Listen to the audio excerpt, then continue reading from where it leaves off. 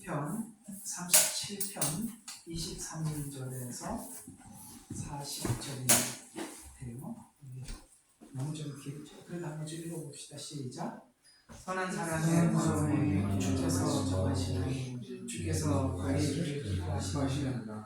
그가 넘어져도 완전히 쓰러지지 않으니 주께서 그의 손으로 그를 붙드시리라.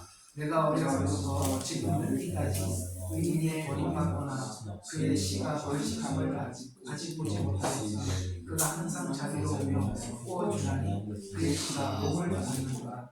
악에서 떠나고 선을 행하라. 그리하면 영원토록 거하리라. 주께서 공의를 사랑하시고 그의 성도를 버리지 아니하시나니 그의 영원한 보호를 받으나 악인의 씨는 끊어지리로다. 의인의 땅은 유업으로 받을 것이며 거기서 영원히 거하리라. 의인의 입은 지혜를 말하고 그의 혀는 심판을 말하는구나. 그의 마음에는 그의 하나님의 법이 있으니 그의 법이 실족함이 없으리로다. 의인이 악인 의인을 살피고 그를 죽이기를 바라나 주께서는 그의 악인의 손을 멈추지 않으시며 그가 심판을 받을 때에 그를 정죄하지 아니하시리라. 주를 기다리고 그의 길을 지키라. 그리하면 그가 높여 땅을 주옥으로 받게 하시리니 그때 악인이 끊어지리니 내가 그것을 보리라. 내가 그 세력을 가진 악인을 보았더니 푸른 월계수같이 뻗어나갔으나 그가 사라져 버렸으니 보라 그가 없어졌구나. 정녕 내가 그를 보았으나 찾을 수 없었구나. 온전한 사람을 살펴보고 정직한 자를 볼지어다. 그래서 사람의 마지막은 화평이니라. 그러나 범법자들은 함께 멸망하지. 악인의 마지막은 끊어지리라. 그러나 의인들의 구원은 주께 있으니 그의 고난의 때에 그들의 힘이시라. 주께서 그들을 도우시고 그들을 구할 것이라. 그가 그와 안식으로 보내시며 그들을 보호하시니 이는 그들을 신뢰하기 때문이라. 아멘. 오늘은 23절부터 40절까지 이 37편에 있는 말씀을 한번 요약을 한번 해보도록 하겠습니다. 우리는 하나님 안에 있다는 것이 우리가 하나님 안에 있다는 것이 하나님의 어떤 성품이 우리를 하나님 안에 있는 것에 대해서 안전하게 하시는가? 안전. 자, 한번 여러분 스스로에게 한번 질문을 해보십시오. 여러분은 하나님의 어떤 성품 때문에 나는 정말 하나님 안에 있다는 것이 안전하다라는 생각이 드십니까? 자, 1번 하나님은 사랑의 하나님이기 때문에 나는 안전하다 이렇게 생각하시나요? 아니면 하나님의 공의로운 성품 때문에 내가 안전하다고 생각하십니까? 대부분은 우리가 신앙이 어릴 때는 이런 생각을 하게 되거든요. 하나님은 사랑의 하나님이니까 안전해. 아마 하나님은 그 사랑이 나를 버리지 않을 거야. 이런 생각을 하죠. 근데요, 어느 순간 보면 우리가 하나님의 사랑 앞에 우리의 모든 것을 다 걸기에는 좀 마음에 내 잘못이 너무 많으니까 그 사랑에 다 의지할 수 있을까? 이런 생각이 들 때가 오거든요. 그러면 하나님 안에 있다는 것이 하나님 사랑의 속성 때문에 내가 안전하다 이렇게 생각하는 것보다 하나님 공의로우신 분이기 때문에 안전하다 라는 생각이 여러분들이 그 생각 안에서 안전을 점검해 보셔야 돼요. 무슨 말이냐면 하나님은 반드시 이런 이야기를 자꾸 하죠. 악인은 심판하시고 의인은 구원하신다 이렇게 말씀을 하고 있습니다. 여러분 악인은 심판하시고 의인은 구원하시는 것이 하나님의 성품 중에 사랑의 성품입니까? 공의의 성품입니까? 악인을 심판하시는 것은 공의의 성품이지 사랑의 성품은 아니죠. 그렇죠?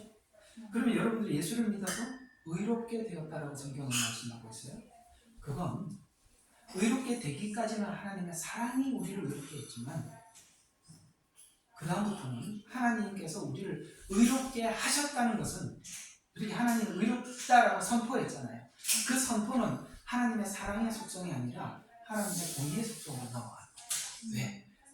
우리가 의롭게 되었기 때문에 구원을 하시는 거거든요. 그건 공의의 성품이죠. 사랑의 성품은 아닙니다. 쉽게 말해서 이런 겁니다. 의롭게 되기까지는 하나님의 사랑이에요. 그러나 의롭게 되었다라는 그 안전한 마음은 하나님의 사랑이 아니라 공의 때문에 그런 것입니다. 오늘 여기 37편의 이야기가 그런 이야기죠. 악인들은 멸할 것이다.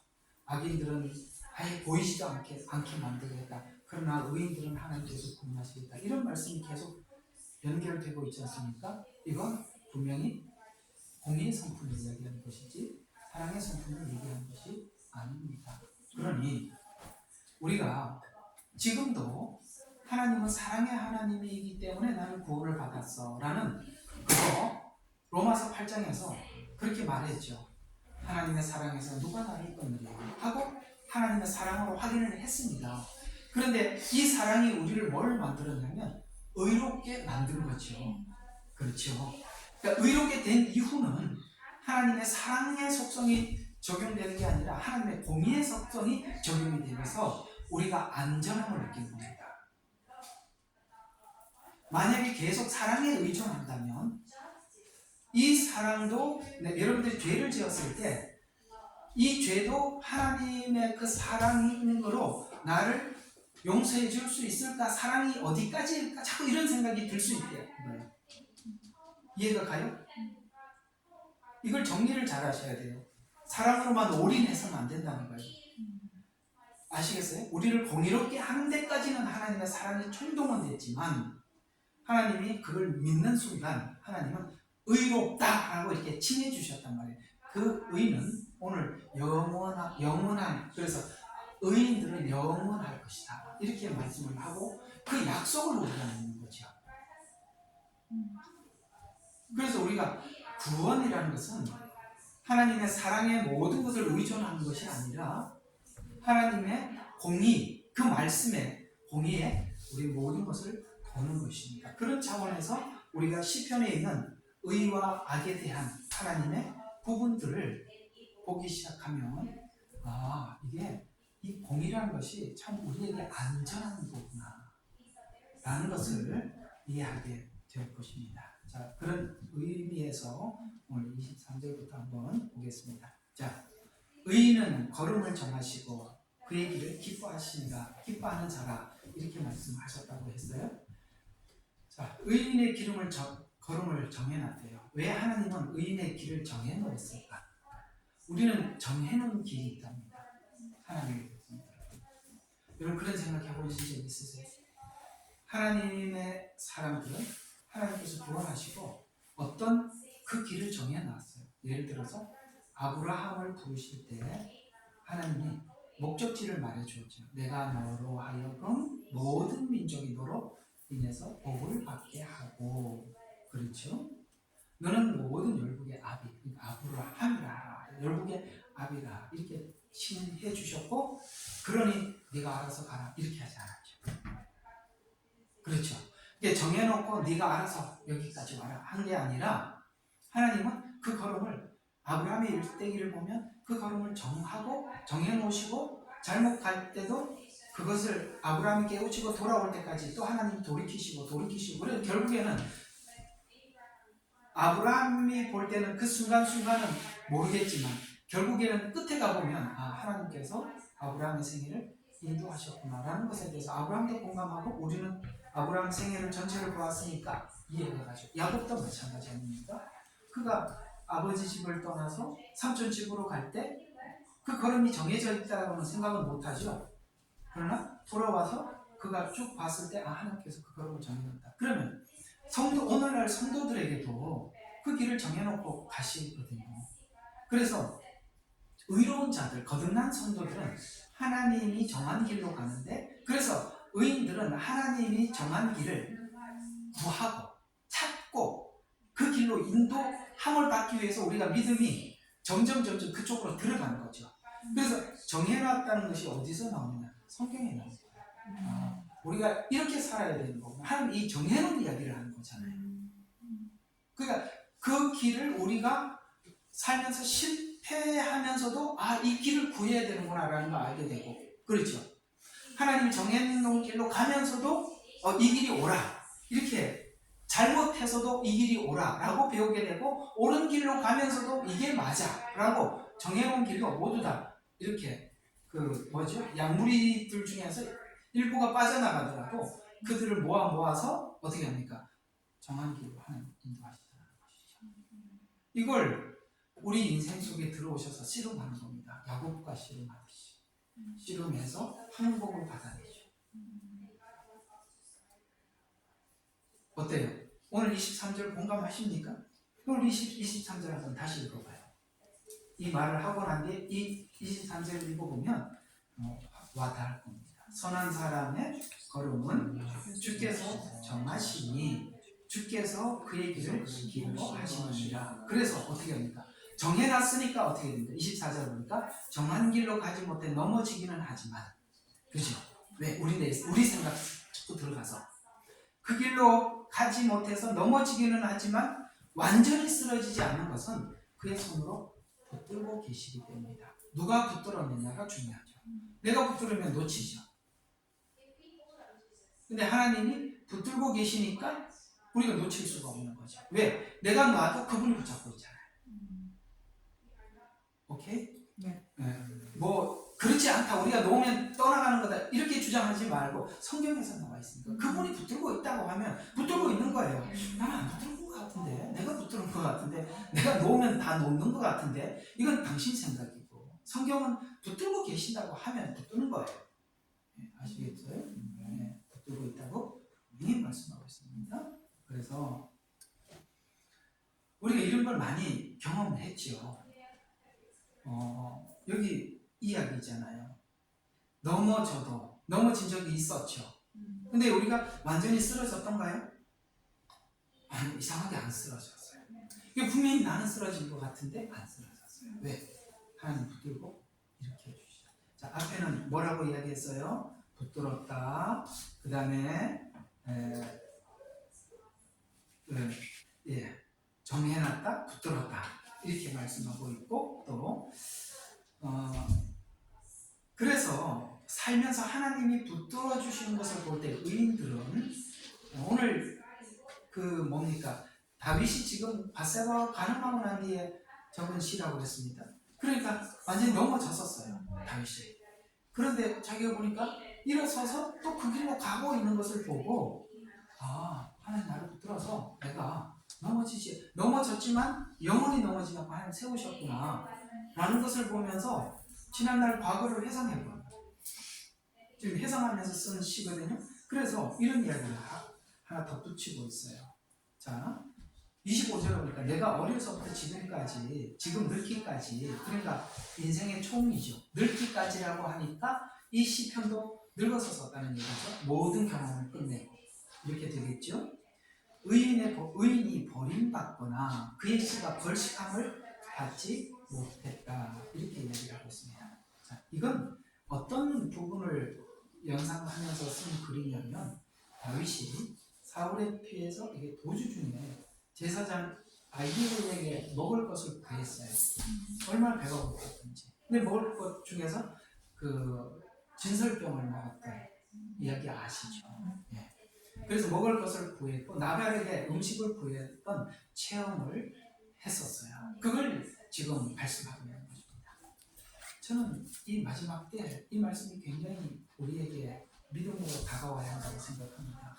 하나님께서는 뭐라고 말씀하셨어요?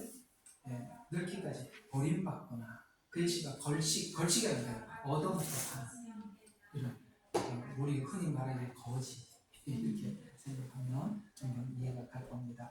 하나님께서 하나님의 백성들에게 그런 일은 허락하지 않더라. 왜냐하면 본인도 실제 그런 상황이 왔을 때 하나님께서 채워주셨던 것을 경험을 했던 것을 기억을 하면서 우리에게 이런 말씀을 하고 있는 거거든요. 그래서 아주 넘어지지 않음과 연결해보면 지속적으로 걸식하거나 버림받는 일은 없었다. 잠시 하나님께서 훈련을 시키기 위해서 때로는 이렇게 낮추는 날은 있어도 하나님께서 그렇게 살기는 하지 않더라라는 거 아시겠죠? 이걸 믿어야 하나님께서 우리에게 뭘 요구하시는지 우리가 순종할 수 있게 되는 것이거든요. 26절을 한번 보십시다. 좀 더 나가서 의로운 자손에게 그 다음에 자기 대해서도 그런 일이 없었는데 그 자손에 관한 이야기가 계속 연이어서 나옵니다.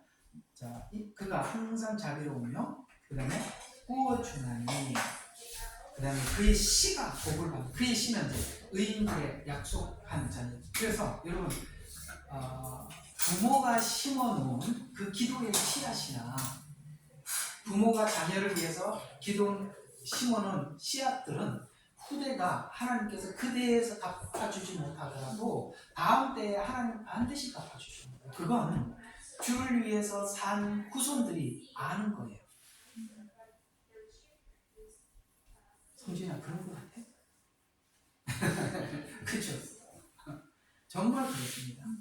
그래서 여러분 그러니까 기도는 메아리를 치는 것도 아니고 허공을 치는 것도 아니고 하나님의 시간대에 우리 때에 필요하지 않은 다음 때에서라도 이게 하나님 계속 주시죠. 그래서 여러분 자녀들의 구원을 위해서 기도해 두시면 하나님은 어떤 방법으로든지 그 기도를 하나님의 시간에 거두어 주시고 이루어 주시는 거예요.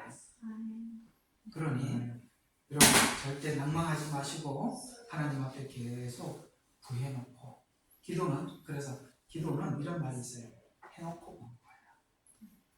그렇죠. 기도는 해놓고 본 거예요. 자, 그래서 그러므로 앞에 뭐라고 했습니까? 걸식함을 보지 못했다. 그 후대에도 하나님께서 그렇게 축복하신다라는 말씀을 하셨어요. 시편 112편 2절과 3절에 보니까 그 후손이 땅에서 강성하며 정직한 자의 후대가 복이 있으리로다. 부요와 재물이 그 집에 있으며 그 의가 영원히 있으리로다. 잠언서 13장 22절 선인은 그 산업을 자자손손에게 끼쳐도 죄인의 재물은 의인을 위하여 쌓느니라. 아멘. 아시겠죠? 그래서 하나님께서 그 후대를 이어서 계속 축복하심을 약속하고 있는 것입니다. 자, 그 다음 27절. 그래서 여러분 이 권면에 대해서 아멘 할 수 있어야 합니다. 악에서 떠나고 선을 행하라. 아멘. 지금까지 설명할 거예요. 그리고 하나님 뭐라고 말하셨어요? 악에서 떠나고 선을 행하라. 그리하면 영원토록 거하리라. 이게 왜 영원히 갈 수 있습니까? 하나님 영원히.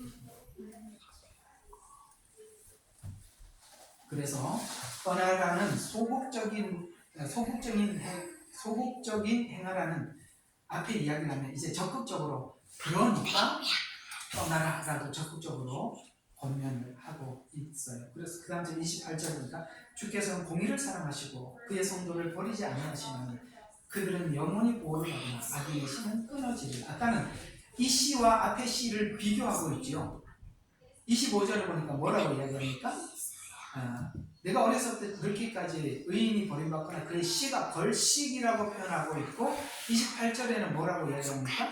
악인의 씨는 끊어지리라고 둘을 대조하고 있죠. 보호받는 성인과 그 다음에 끊어지는 악인. 그래서 이게 있어요. 여러분들이 아무도 예수를 안 믿는 가정에서 여러분들이 예수를 믿었다는 것은 어떤 책임이 있냐면 지금까지 내려오는 그 악의 씨앗을 끊어야 될 책임을 갖는 것이 처음 그 가정에서 예수를 믿는 사람이 받은 하나님 앞에 부르심이요 사명이라고 생각하시죠. 우리 대에서 끊었어요. 우리가 예수님을 영접하고 예수 안에 들어와 보면 우리 가정에서 반기독교적 정서, 문화가 엄청나게 많이 자리 잡고 있다는 걸 알게 돼요. 아까도 우리 사모님하고 저기 그 쇼핑센터 가서 이제 보니까 한국 사람이에요. 이렇게 나오면서 엄마가 아들 보고 뭘 사달라고 막 쫄랐었나 봐. 이게 끝까지 말을 안 들었나. 그렇게 하면 여기다 그냥 내버리고 갈까 하면서 가요. 성진이가 이렇게 들고 막 웃어. 내가 봐도 우리 그런 말들 이게 하나님 안에 들어가면 이게 얼마나 저주를 하는 말이에요. 여기다 내버리고 가다니. 뭐 어떤 말을 안 들었는지 모르겠어요. 그러나 이런 우리 언어들이 우리도 모르는 사이에 부모로부터 그런 정서가 흘러내려와서 그렇죠? 우리 언어 속에 스며 있고 내가 행동하고 하는 말 속에 그런 것들이 엄청나게 많이 있는 거예요. 저도 사실 그런 불신 과정에서 늘 뭘 잘못하면 참 차분하게 교육받는 이런 게 아니라 진짜 기가 막히는 그런 말들을 듣고 우리가 살아왔지 않습니까? 그걸 나도 모르게 습성 속에 이렇게 배어 있어서 그걸 끊어내는 데는 정말 많은 시간도 필요했고 하는 은혜도 필요했고 그걸 돌이키려고 애를 써도 어느 순간 나도 모르게 부지불식간에 나오기도 하고 그런 것도 우리 많이 경험했을 거예요. 그렇죠. 그런데 오늘 우리 하나님께서 아까 이 둘을 비교를 하면서 뭐는 끊어져요? 보호받는 착한 사람들, 선인들. 여기 선인이라고 표현하는 것은 도덕적인 착함을 얘기하는 게 우리가 알다시피 거듭난 주 안에 있는 이런 뜻입니다. 그 다음에 악인들은 끊어지리로다라는 것을 우리에게 말씀해 주고 있는 것처럼 지금까지 반기독교적 문화 속에 우리가 살아왔다 하더라도 이제는 주 안에 들어와서 이걸 끊고 그리스도 안에 있는 문화들을 자녀들에게 이어줄 수 있도록 아마도 그 몸에 배어있는 그 모든 것을 끊어내는데 여러분들이 정말 전력 질주를 해야 하는 것입니다. 아시겠죠? 끊어야 돼요. 끊어야 돼요.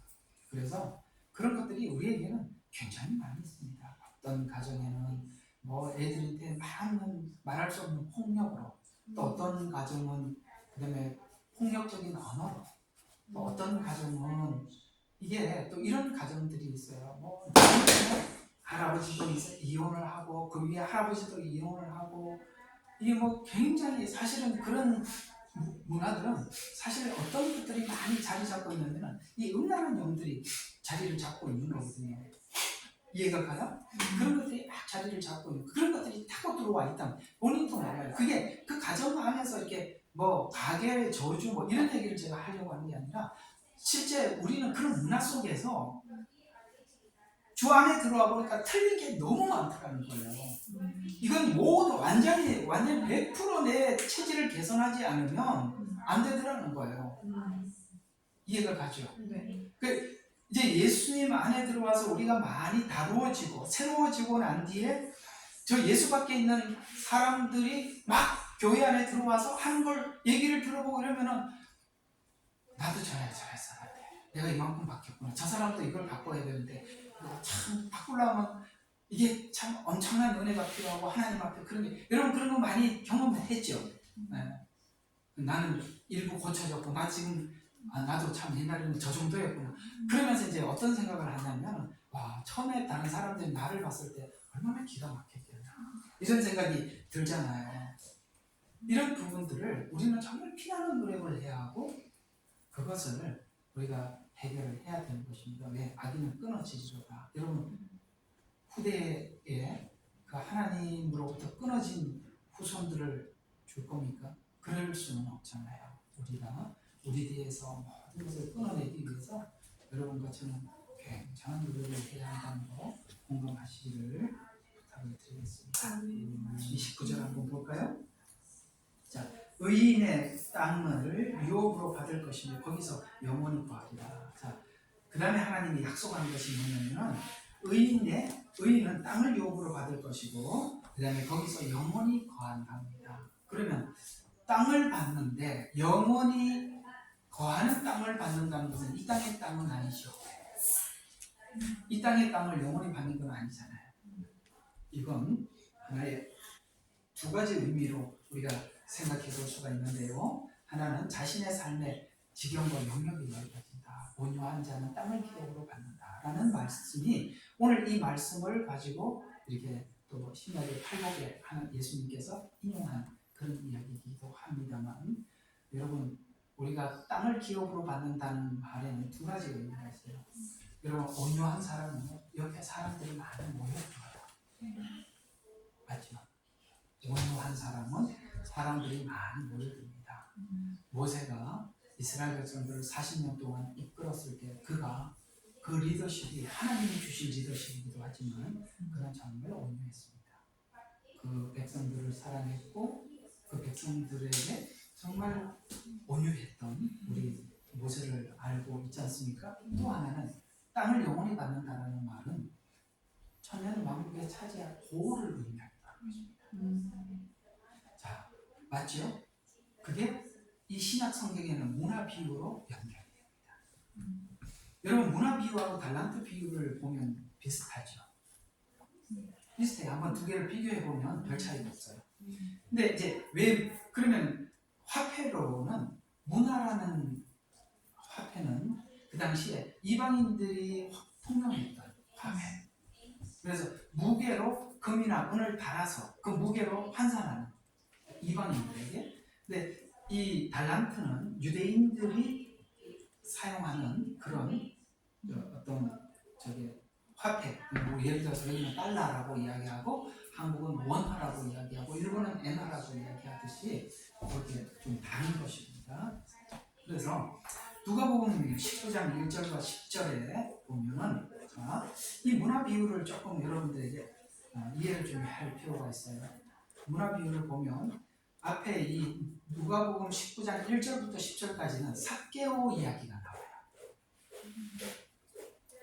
그러면서 지금 삭개오를 두고 뭐라고 이야기하냐면 저가 아브라함의 후손이다. 예수님이 그렇게 말씀하고 있거든요. 저가 아브라함의 후손이다. 그래서 그 아브라함 후손에게 하나님께서 주실 약속들이 뭐냐면 영원한 천국이에요. 영원한 천국에 들어가기 전에 있는 것이 천년왕국의 이야기잖아요. 그러니까 지금 이렇게 이야기가 누가복음 10장은 이렇게 이야기되는 거예요. 천년왕국에서 고를 다스리는 자가 누구냐? 저 사람 삭개오 같은 사람이라는 거예요. 그래서 이게 문화 비유가 연결이 되는 거예요. 삭개오 이야기와 문화 비유가 따로 떨어져 있는 것이 아니라 저가 아브라함의 후손인데 예수 그리스도 안에서 거듭난 아브라함의 후손은 앞으로 이런 축복을 받게 되는데 천년왕국에 가서 문화 비유로 바로 연결을 해서 15절에 보면은 누가복음 여기 12절을 보니까 그 왕국을 이어받아서 자 우리 성경을 봅시다. 누가복음 19장 이게 좀 내용이 기니까 성경을 펴야 돼요. 누가복음 19장 12절 한번 봅시다. 자 그러므로 주께서 말씀하시기를 어떤 주인이 자 여러분 왕국을 이어받아 혹시 개혁개정에는 뭐라고 나와 있어요? 개혁개정 누가 여기 가지고 계신 분 있나요? 19장 12절 다른 성경책에는 뭐라고 나왔어요? 다 킹제임스 보고 계시는구나. 네. 여기 누가 한번 개혁개정 가지고 계신 분 한번 화면 스피커 켜서 한번 좀 말씀 좀 해보시죠.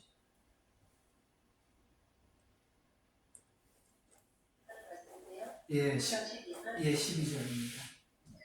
이르시되 어떤 귀인이 왕위를 받아가지고 오려고 먼 나라로 갈 때 12절인데요. 네, 맞아요. 어떤 귀인이 뭐라고요? 왕위를 받아. 왕위를 받아서 이렇게 얘기하는구나. 왕위. 그러니까 모르죠. 그러니까 왕위를 받아서 온다는 건 예수님이 오신다는 얘기인데 여기는 이제 왕국을 받아서 이렇게 나오거든요. 왜냐하면 천년 왕국의 주인이 누구예요? 예수님이잖아요.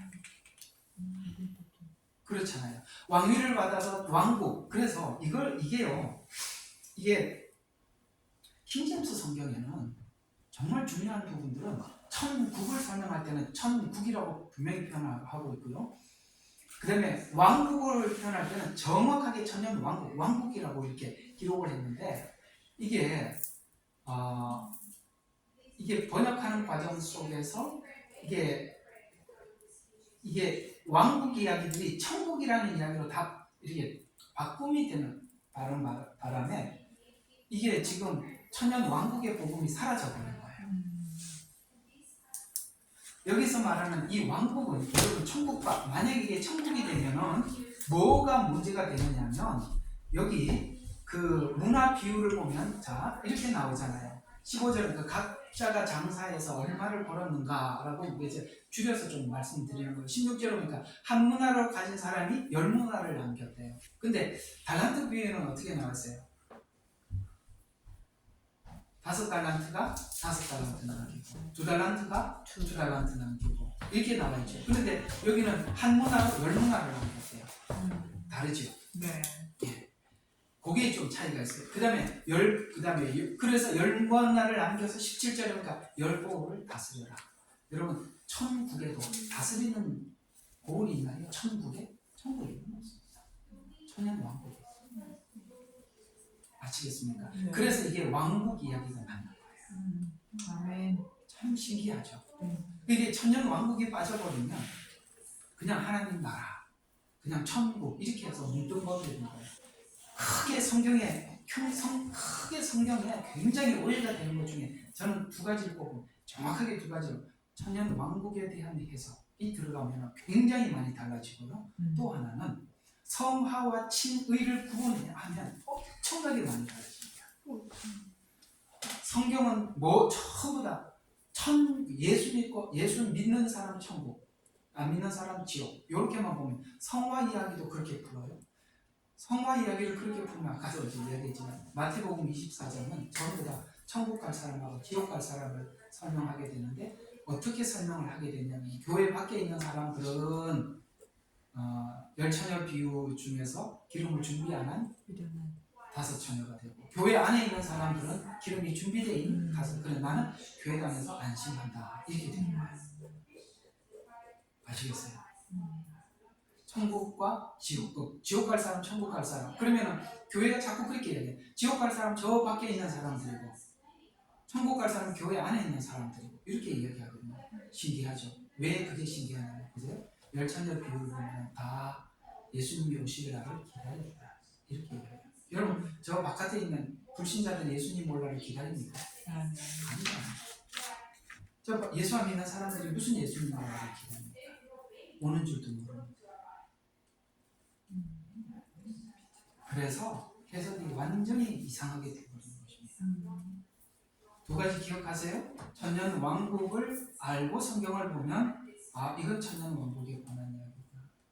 이거는 천년 왕국이 아니구나. 이걸 두 가지를 구분하고 나면 많이 달라지게 되고요. 또 하나는 뭐라고요? 모든 성경은 구원에 관한 이야기가 아니라 어떤 부분은 성화를 이야기하는 게 훨씬 더 많이 있어요. 성화와 구원을 칭의와 성화를 구분해서 들어야 되는 거예요. 여기도 천년 왕국이 빠져버리면 천국에서도 다스리는 자와 다스림을 받는 자, 여러분 천국은 공평한 곳인데 다스리는 자와 다스림을 받는 자가 있다고요? 아닙니다. 그건 천년 왕국에서 있는 일들이에요. 그래서 멸보를 왜 누가 누구를 다스리느냐? 그건 나중에 요한계시록에서 많이 했는데 이거 또 질문하면 곤란해요. 많이 설명해 드렸었습니다.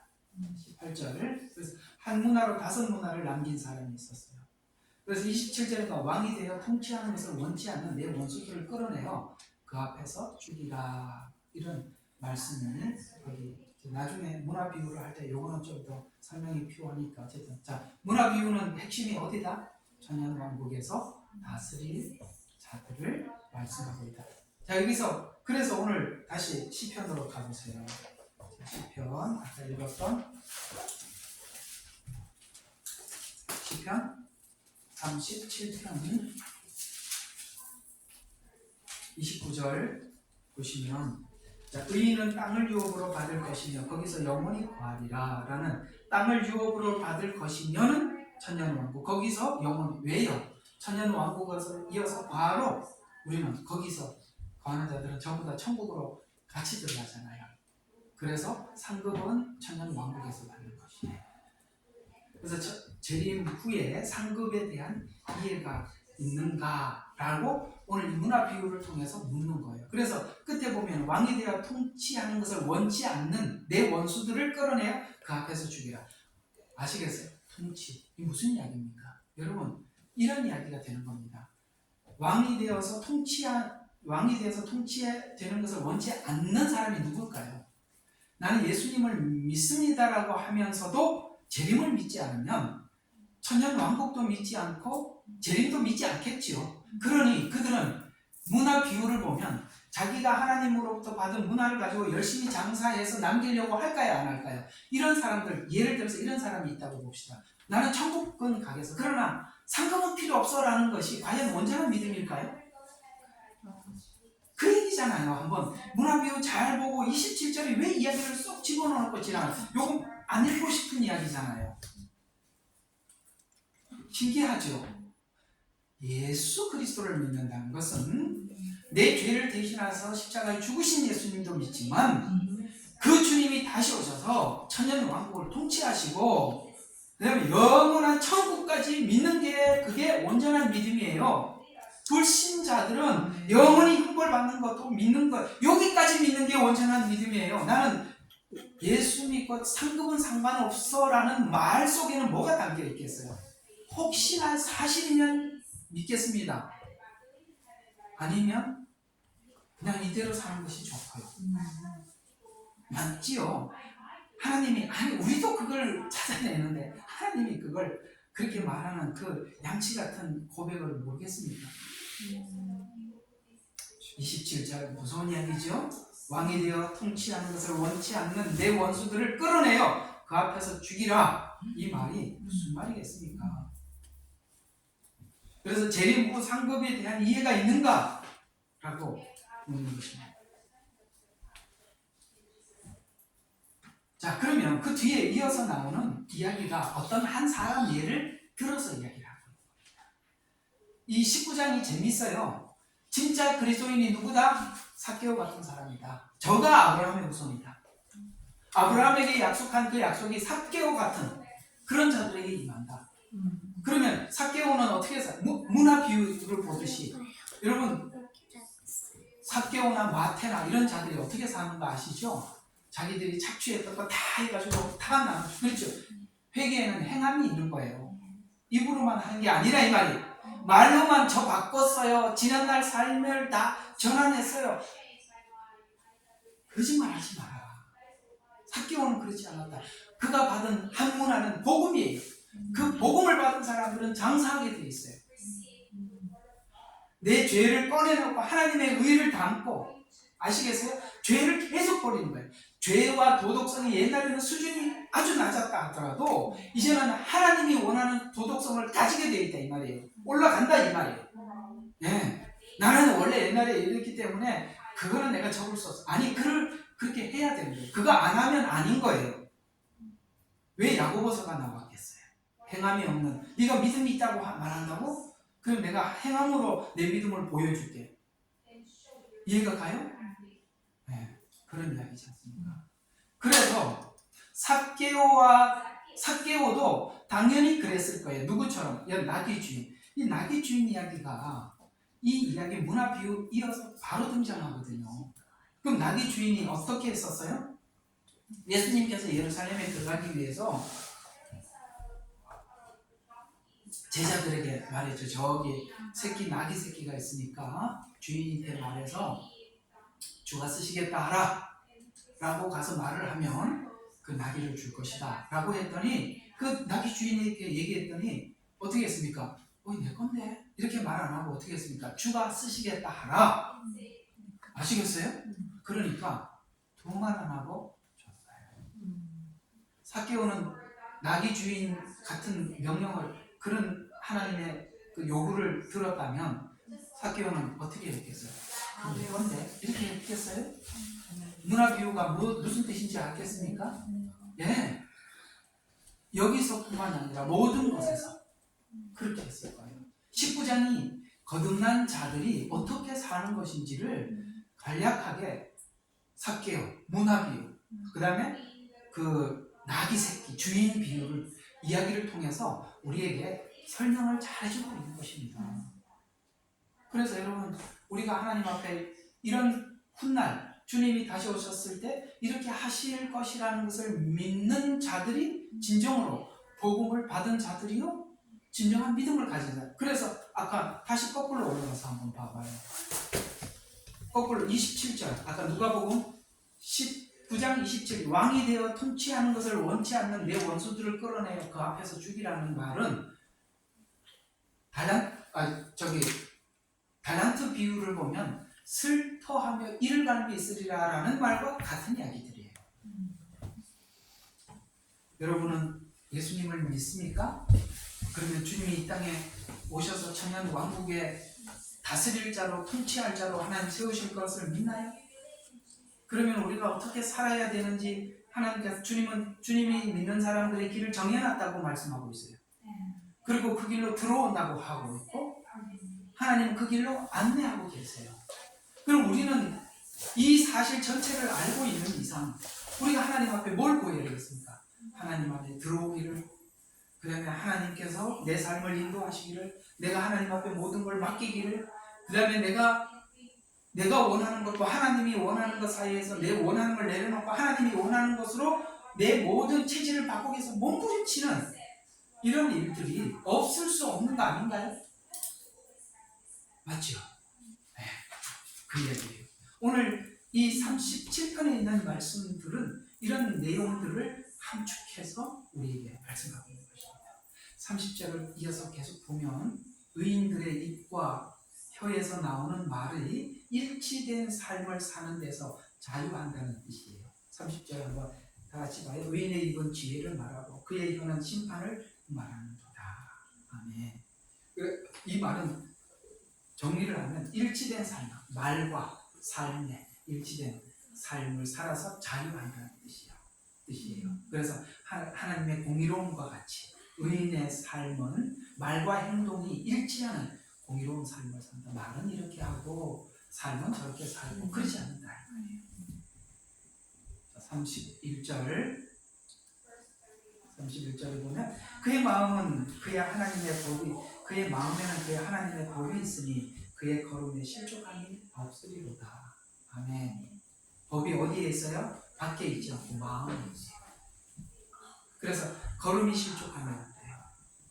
30절에 보면 그 앞에 의인의 생활의 특징에 따라서 마음이라고 밝히면서 걸어가는 길에 마음에 끊김없는 삶을 산다는 말, 즉 마음과 생각과 행동이 일치된 영의 혼과 육이 일치된, 그래서 영은 하나님을 구하는데 혼은 아직 바뀌지 않고, 그 다음에 육은 삶은 또 이렇게 그것들이 이렇게 자꾸 분리된 것을 자꾸 이렇게 일치시키는 거죠. 로마서에서 나오잖아요. 로마서 8장에 보니까 마음으로는 하나님의 법을 따르고 육신은 죄의 법을 따르고, 그렇죠. 그래서 내가 지금 마음은 원의로 돼, 몸은 따라가지 않는구나. 그런데 이 사이에서 내가 늘 갈등을 하다가 어떻게 해요? 예수 그리스도로 인해서 하나님께 감사한다 라고 하면서 하나님, 예수님 안에서 말씀이 나를 정죄하는 것이 어떻게 합니까? 내가 예수 그리스도 그 안에서, 예수 그리스도 안에라는 말이 너무나도 이렇게 막연하게 생각하지 말고 그분의 그 십자가의 은혜 안에서 내가 그 은혜를 내가 내 죄보다 더 많이, 이게 뭐가 더 채워져 있느냐 문제. 그렇죠. 죄를 이기는 것은 은혜거든요.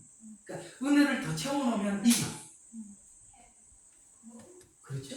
근데 은혜보다 죄가 더 크면 죄가 은혜를 짓누르고, 그래서 은혜는 하나님이 가만히 있는데 주는 것이 아니라 내가 하나님 앞에 구할 때 주는 거니까, 내가 구하지 않아서 은혜가 떨어지면 내가 스스로 어떻게 해요? 은혜를 구하러 나가게 되고 구하게 되고 그런 사람으로 체질이 바뀌어지고 있다는 거예요. 그리고 옛날에는 그냥 마음대로 살았는데 이제는 어떤 작은 일 앞에서도 어떻게 합니까? 하나님 앞에 간절히 은혜를 구하게 되고 그분의 뜻을 묻게 되고, 이렇게 하나님께서 체질을 삶의 경험을 통해서 바꾸어 주시는 거죠.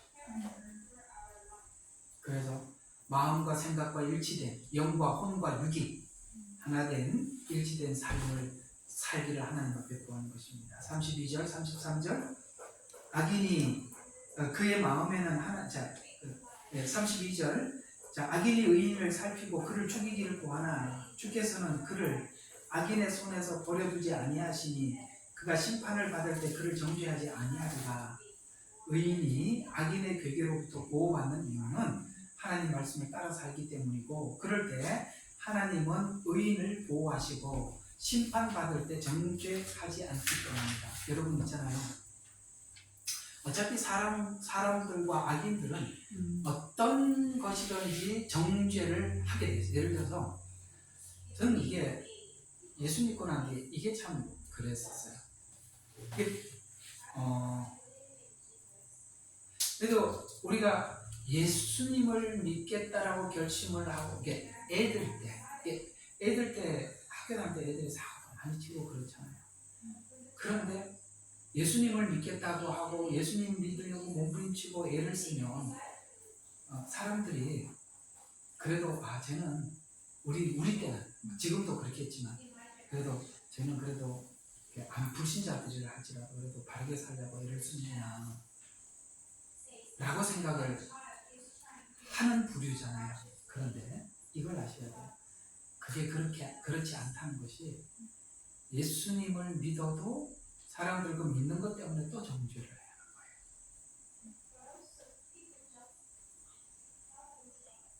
하는 거예요. 이 말 이해가 가십니까? 네.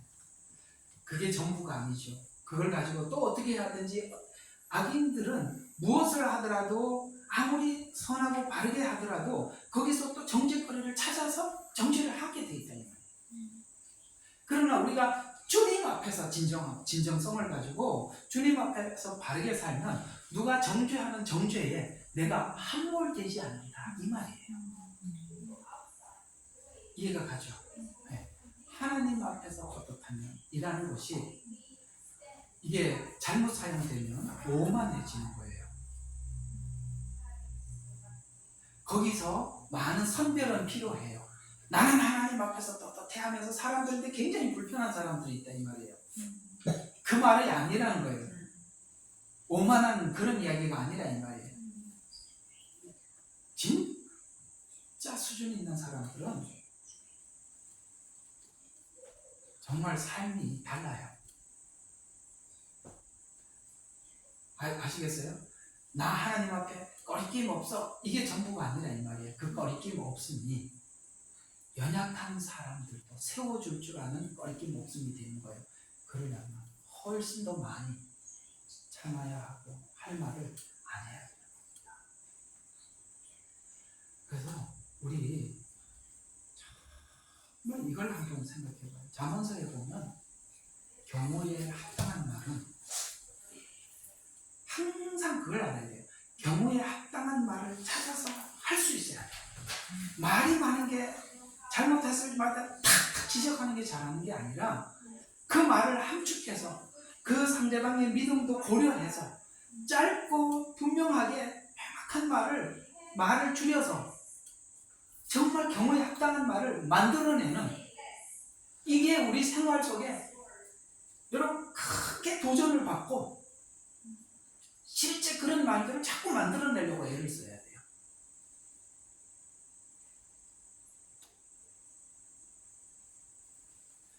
예수 믿는 기간이 길어지다 보면 경험한 거는 많고 아는 거는 많으니까 보면은 뭐가 잘못됐는지 바로 보여요. 그래서 바로 지적을 해요. 그러면 상대방에게 아무 도움이 안 돼요.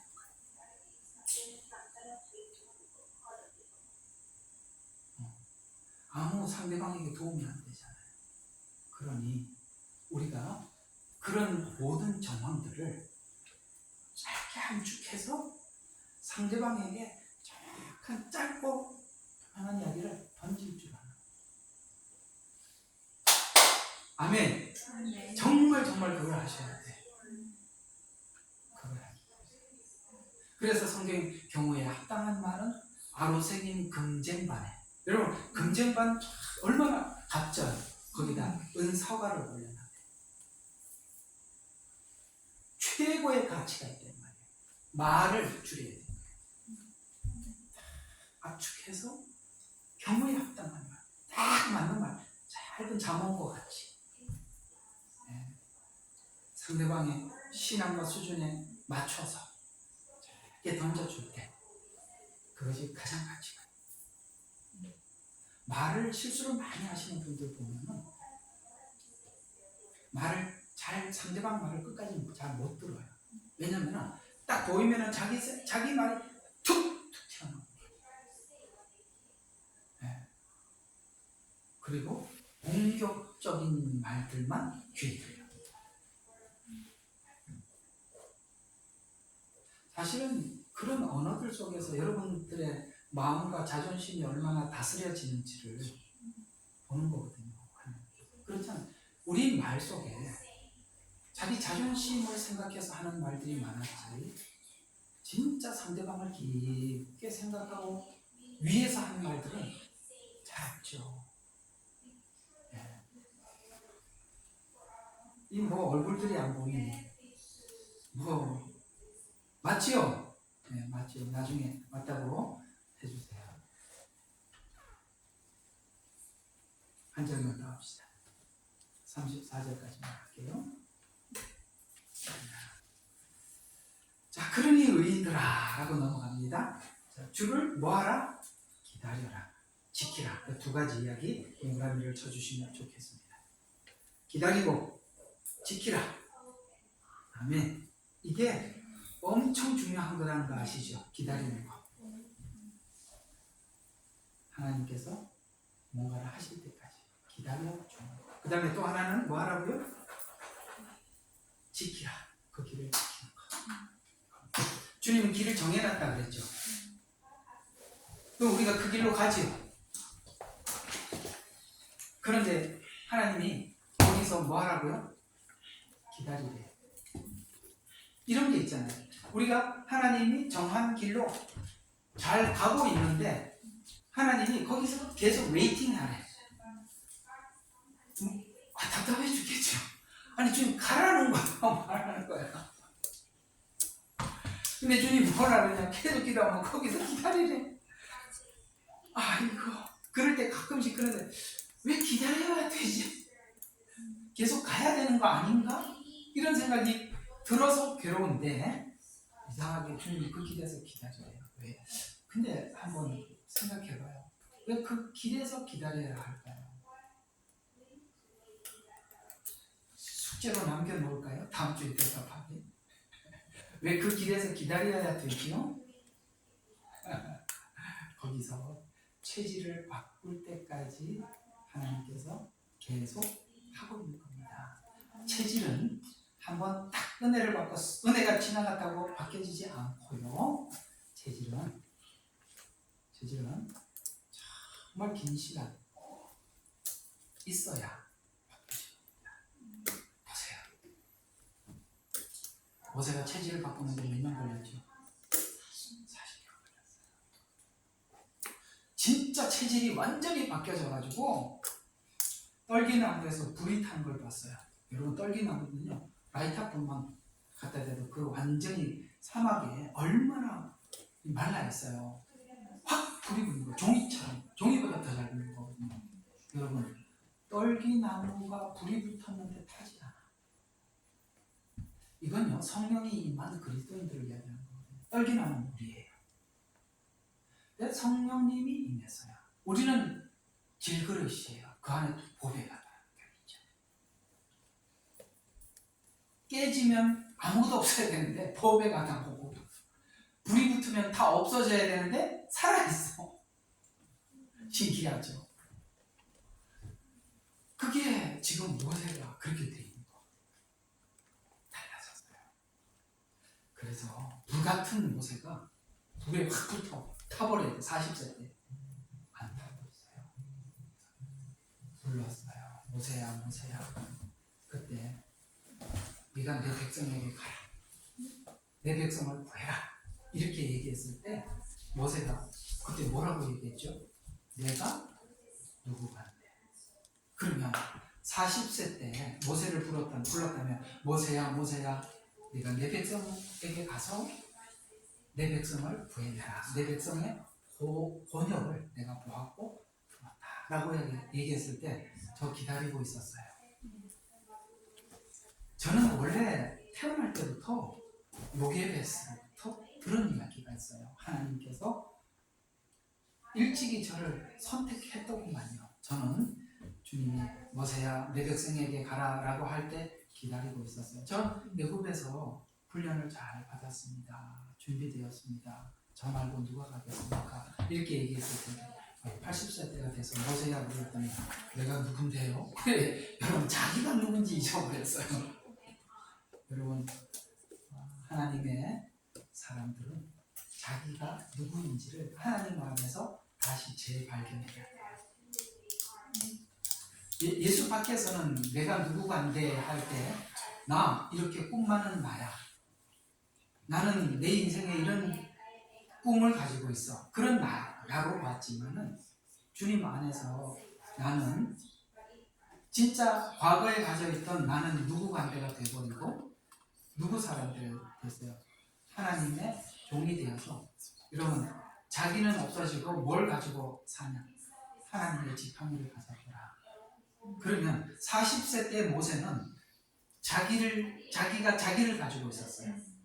그런데 80세 때 모세는 자기는 잊어버리고 하나님의 지팡이만 의지하고 사는 거예요. 달라졌죠. 그러기 위해서 몇 년을 하나님께서 40년 때 묻은 걸 40년을 지웠어. 여러분들이 죄가 들어왔던 시간이 얼마나 길었어요. 체질이 돼 있고 언어의 체질, 문화적인 체질, 어떤 우리 몸속에 들어와 있는 수많은 체질들 이런 것들이 체질화되어 있었던 시간이 얼마나 길었어요. 그게 여러분 예수님 안에 들어와서 이례적으로 은혜 받았다고 해결돼서 됐습니까?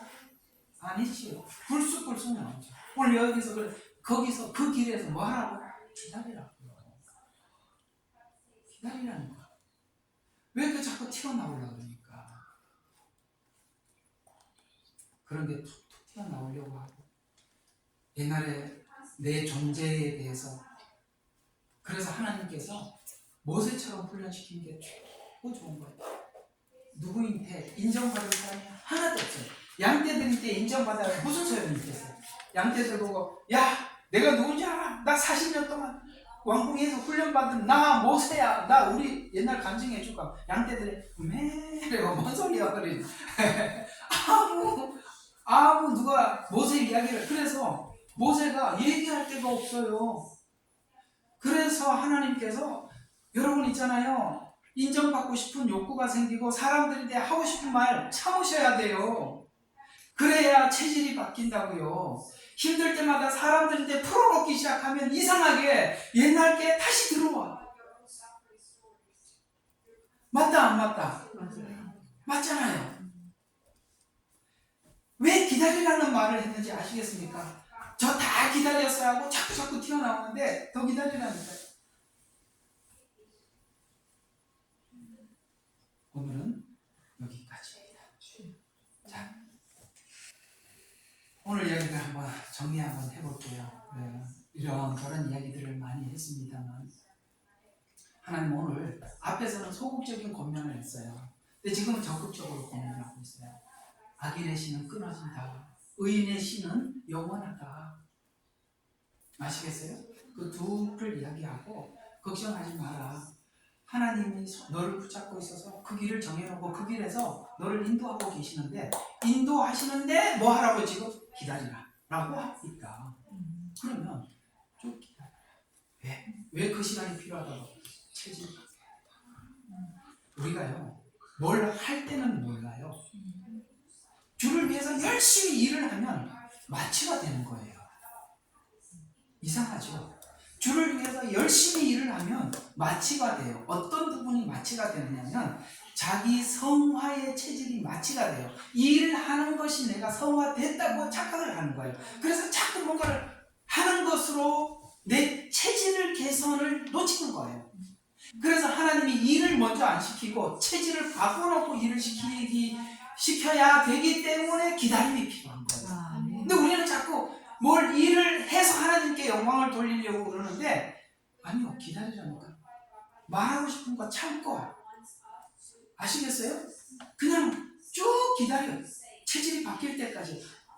맞잖아요. 뭔가 하나 주를 위해서 막 하고 인정을 받고 칭찬을 받고 나면 뭔가가 해결에 넘어가는 걸로 착각을 하게 되잖아요. 안 넘어갔는데 그게 사단의 속임수인 거예요. 기다리라. 자, 따라해봐. 기다리자. 너무 좋은데 그래요. 다음 수련에서 계속 기다립니다. 엄청 왜 기다려? 많이 울었죠. 기다려. 체질이 바뀌어져요. 많이 바뀌었죠. 체질이. 와서 열심히 뭘 했더라면 이렇게까지는 안 바뀌었어요. 안 해서 기다려서 바뀌어요. 아멘. 용기 내시고 참읍시다. 기다립시다. 사람들에게 인정받는 거 끝냅시다. 체질 바꾸기 위해서 피나는 노력합시다. 더 이상 사람들에게 외치지 맙시다. 기도합시다. 꺼주세요. 자, 우리